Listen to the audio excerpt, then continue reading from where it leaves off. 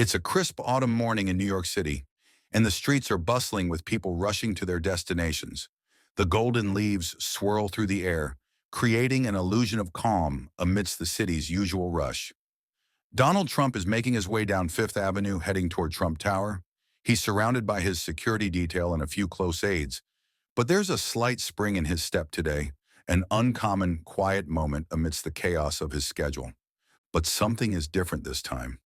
As he walks past a row of shops, he notices an elderly man sitting on the sidewalk just outside a coffee shop, his legs tucked into a tattered coat, a cardboard sign propped up next to him. It's not unusual to see homeless people in the area.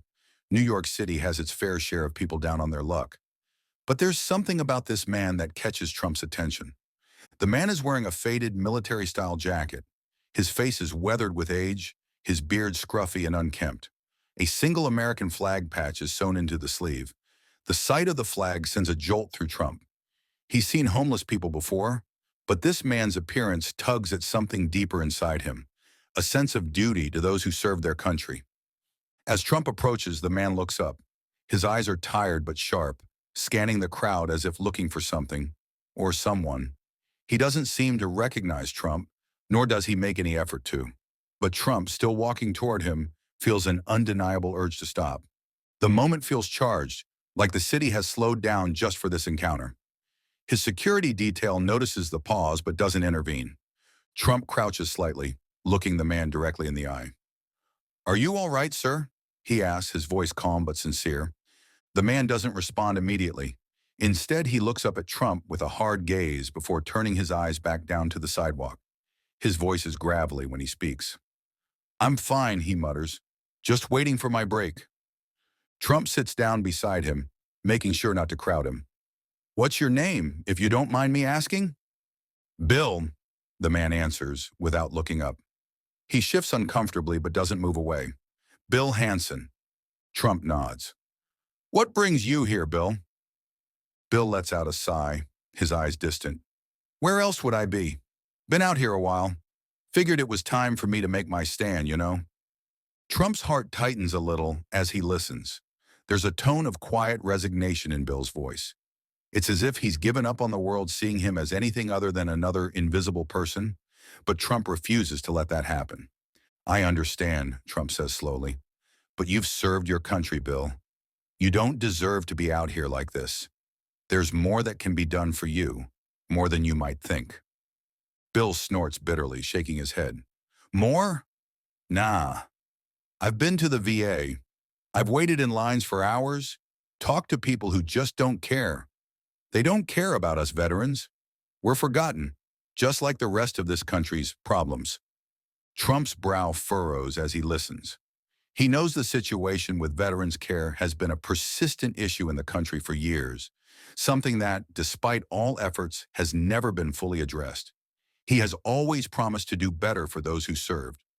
"Well, I care," Trump says, his voice firm, "and I'm not going to let you be forgotten. Let me help you, Bill. I know people who can get you the support you need. It's not too late." Bill shakes his head, his lips curling into a grim smile. "I've heard that one before. People like you always talk a good game, but nothing ever changes." Trump leans in, his voice lower but more intense. "This is different. I don't make promises I don't intend to keep."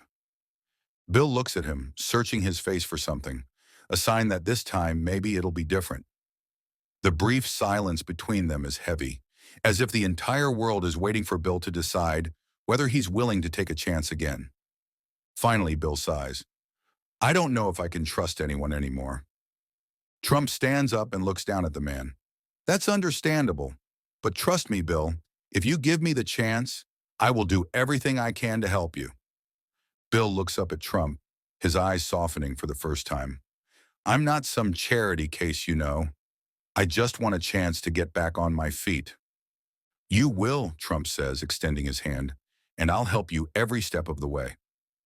There's a long pause, and for a moment, it feels like time stands still. Finally, Bill takes Trump's hand, shaking it firmly. "I'll hold you to that," he says. Trump smiles, a rare moment of true sincerity crossing his face. "You have my word." The air feels different now, charged with a kind of determination that wasn't there before. As Trump rises from his crouch and stands tall, the weight of his words seems to hang in the space between them. The promise to help Bill has shifted the atmosphere. Trump is no longer just passing through. This moment is a reminder of something important, something beyond politics or business. It's about making a real difference in someone's life. Bill watches him as he walks away, his eyes narrowing as though still unsure. Trump's security detail is quietly waiting at the end of the block, still out of earshot. The bustle of New York City seems to fade away, leaving just the two men in their own bubble of shared understanding. Trump stops for a moment and turns back to Bill. "Do you have a place to stay tonight?" Bill shakes his head. "Not really. I've got a bench I sleep on sometimes, but that's about it." Trump nods. He's heard this all too often before. The desperation, the loneliness, the feeling of being forgotten. But this is his chance to do more than listen. It's a chance to take action. "Wait here," Trump says, his voice firm yet gentle. He starts to walk away, but then pauses again, looking over his shoulder. "I'll be right back." Bill is left sitting on the sidewalk, confused and uncertain about what just happened. But something stirs in him, a glimmer of hope, perhaps, that this time, someone actually means it. Trump's footsteps grow fainter as he walks toward a nearby office building, his mind already working. He knows he can't fix everything for Bill right now, but he also knows that he can make a tangible difference. His wealth and influence could be used to help someone who truly needed it. The thought of someone who had served the country only to be forgotten and cast aside doesn't sit well with him. Inside the building, Trump heads to his private office, where he sits down at his desk and pulls out his phone. His fingers hover over the screen for a moment before dialing a number. "Hey, it's Donald," he says when the line picks up. "I need your help with something." There's a pause on the other end, and then a familiar voice responds. "Of course, Mr. Trump. What's going on?" "I just met a homeless vet outside, a guy named Bill. He's been on the streets for a while, and I want to make sure he gets the help he needs. Can you find a spot for him in a good shelter? Get him a proper place to stay tonight? I also want to make sure he gets in touch with a veterans organization that can help with his benefits." There's a moment of hesitation before the voice on the other end responds. "I'll make it happen. I'll find him a place to stay, get him in touch with the right people. You can count on us." "Good," Trump replies. "I'm going to take care of the rest." After hanging up, Trump leaves his office and heads back out onto the streets. He feels the weight of responsibility as he steps outside. But it's not a burden. There's a sense of purpose driving him now. When he returns to the spot where he left Bill, the man is still sitting there, looking lost in his thoughts. As Trump approaches, Bill looks up, his eyes wary. "You really came back," Bill says, his voice tinged with disbelief. Trump smiles, feeling a strange sense of satisfaction at the simplicity of it. "Of course I did. I promised, didn't I?" He extends a hand to Bill, pulling him gently to his feet. "Come on, Bill. I've got a place for you tonight. We're going to get you out of this cold and into something better." Bill blinks, his expression shifting from uncertainty to guarded hope. "You really mean it?" "I wouldn't have come back if I didn't," Trump replies firmly. Bill nods slowly, still processing the offer. For a brief moment, the weight of the city's chaos seems to melt away. It's just the two of them, standing in a moment of quiet connection. They walk together to a nearby vehicle, Trump's security detail falling into line behind them. Bill doesn't speak much, but Trump senses the quiet gratitude building in him as they head toward a shelter that's been waiting for someone like him. When they arrive, Bill is led inside and shown to a clean, warm bed.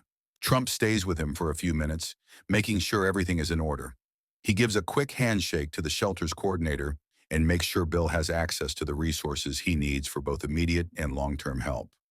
"Tomorrow I'll have someone call you about getting your benefits sorted," Trump says before turning to leave. "This is just the beginning, Bill. You're not alone in this." As Trump steps back into the car, he feels a deep sense of satisfaction. It's not about making headlines or receiving praise. It's about one person, one life, and taking responsibility for the part he can play in it. The following week, Bill's life begins to shift in ways he never thought possible. Trump's team has followed through on every promise. Bill has been placed in a comfortable transitional housing program, and his application for veterans benefits has been fast-tracked. His new caseworker, a veteran himself, spends hours with Bill, navigating the labyrinth of paperwork that has kept him from receiving the help he's been owed for years. Bill had lived on the streets for so long, trusting no one, that it took a while for him to believe any of this was real. Every time someone new arrived with more assistance or good news, his defenses went up. The world had taught him not to expect much, least of all from the people who said they wanted to help. But as the days passed, the help continued to arrive, and something began to change in him, a small crack in the wall he'd built around himself, a flicker of hope. As he sits in his new room at the shelter, Bill looks out the window at the city he's known all his life, but from a new perspective. He's not on the sidewalk anymore. He's not invisible. And he's beginning to believe that maybe, just maybe, his story isn't over yet. Trump has checked in on him regularly, often with a quick call or a visit. He even took Bill to a small private dinner to get to know him better and hear more about his service and the struggles he's faced. Trump listens intently as Bill recounts his time in the military, the friendships he formed, and the battles he fought, both on the front lines and within himself after returning home. Bill speaks freely that evening, no longer the hardened man on the streets. The comfort of good food and the warmth of a genuine conversation have opened him up in a way that was impossible before. "I don't know why you're doing all this," Bill admits, looking down at his plate. "People like me, we're not supposed to get help. We just fade away." Trump looks across the table at him, his expression serious. "You deserve better than that, Bill. You gave everything for this country. The least I can do is make sure you don't fall through the cracks." Bill nods slowly, a quiet gratitude spreading across his face. "I've never had anyone believe in me like this." Trump's voice softens. "It's not about believing in you. It's about doing what's right. People get lost sometimes, but it doesn't mean they're gone forever." The two men sit in silence for a moment, both reflecting on the importance of this evening. A simple dinner, but one that has started to build something more significant. They both know that this moment isn't just about getting Bill off the street. It's about restoring his sense of dignity, about reminding him that there is still value in his story, still purpose in his life. Over the following weeks, Bill continues to make progress. His health improves thanks to access to proper medical care, and his financial situation stabilizes as he starts receiving his veterans' benefits. He even starts working part-time at a local charity that helps homeless veterans, paying it forward in a way he never imagined. But there are still moments when Bill finds himself overwhelmed.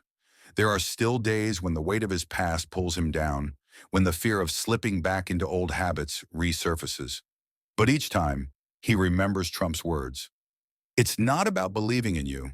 It's about doing what's right." One morning, Bill receives an unexpected call. It's Trump again. "Bill, how are you doing?" Trump asks.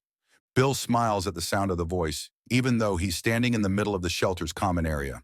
"I'm doing well. Things are better, a lot better than I expected." "That's good to hear. I wanted to check in on you," Trump says. "I've arranged something for you. There's a small apartment available in a building I manage. It's a clean, safe place, and it's yours if you want it." Bill's eyes widen. "Wait, an apartment? You mean my own place?" "Exactly. You've worked hard, and you deserve to have your own space. Consider it your fresh start." Bill struggles to find the right words. "I don't know what to say." "Say yes," Trump replies with a smile in his voice. "It's time, Bill. Time to have your own place, your own life. You've earned it." After hanging up the phone, Bill sits down in the chair next to the window, the sun streaming through the glass. For the first time in a long while, he feels a sense of peace. The weight of his past still lingers, but it no longer defines him. He's building a new future. Trump's gesture may have been grand, but it's more than that. It's the message behind it. Bill wasn't just given an apartment, he was given the chance to rebuild. And that's something money can't buy. Months have passed since the day Bill moved into his new apartment, and life has continued on its upward trajectory.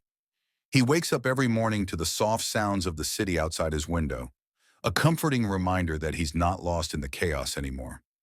His apartment, small but cozy, is a stark contrast to the streets he once called home.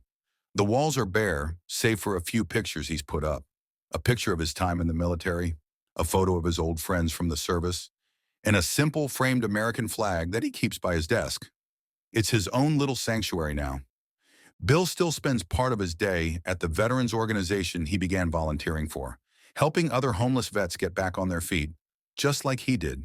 He's become a mentor for others who are facing the same struggles he once did. His transformation is nothing short of remarkable. There's a new fire in his eyes, a hope he didn't think he'd ever find again. Word of Trump's kindness to Bill spreads, and the story catches the attention of the media. News outlets, both local and national, cover the story of the homeless vet who was given a second chance. But what they don't focus on is the deeper message. It's not just about the gesture itself. It's about showing compassion for others, regardless of their circumstances. It's about offering people a way out of darkness and giving them the tools to build their future. For Bill, it's not the media coverage that matters. What matters is that he's finally found his footing again. When he walks through the shelter now, he does so with pride. He doesn't feel ashamed anymore. He feels like someone who's worthy of respect.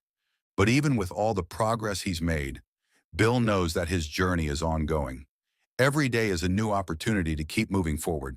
And whenever he hits a rough patch, he remembers the day Trump extended his hand to him on the sidewalk. That single act of kindness has set the foundation for everything that's happened since.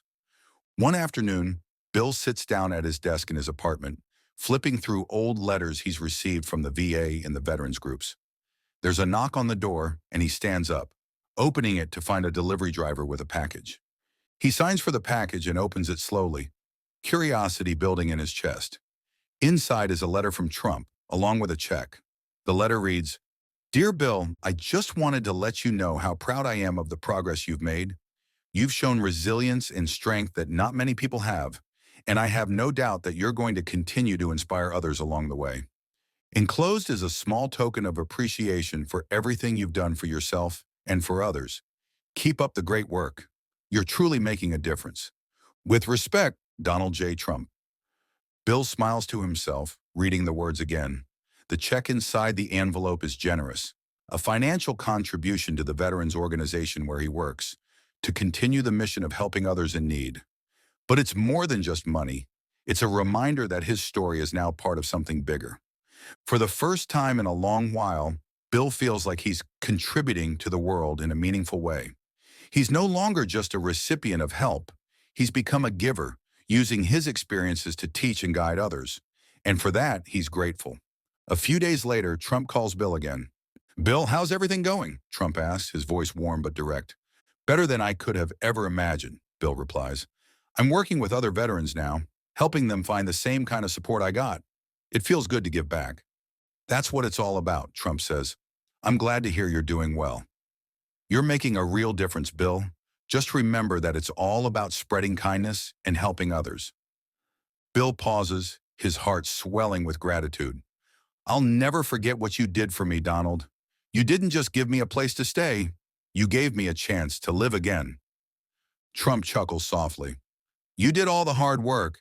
I just pointed you in the right direction." And with that, the conversation shifts back to the work Bill is doing at the shelter and how the veterans organization is growing. Trump listens intently, offering advice where needed, but always letting Bill take the lead. It's clear that Bill has become someone who will continue to make a difference long after the spotlight has faded. The story of Bill and Trump continues to make waves across the media. Bill is interviewed by reporters, sharing his story with the world. He's not just a symbol of overcoming hardship, he's a living example of how one small act of kindness can change the course of a life.